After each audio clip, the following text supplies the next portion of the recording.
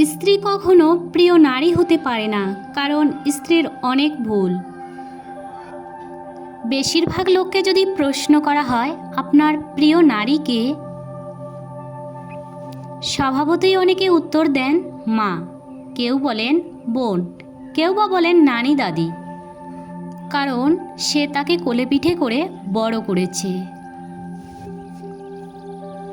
এমন অনেকগুলো সম্পর্কের কথা উঠে আসে, শুনে বড্ড অবাক লাগে।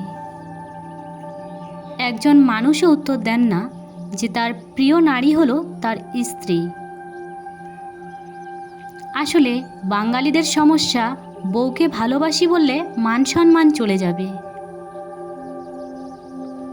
লোকে বউ পাগল বলবে, সমাজের কাছে ছোট হয়ে যাবে।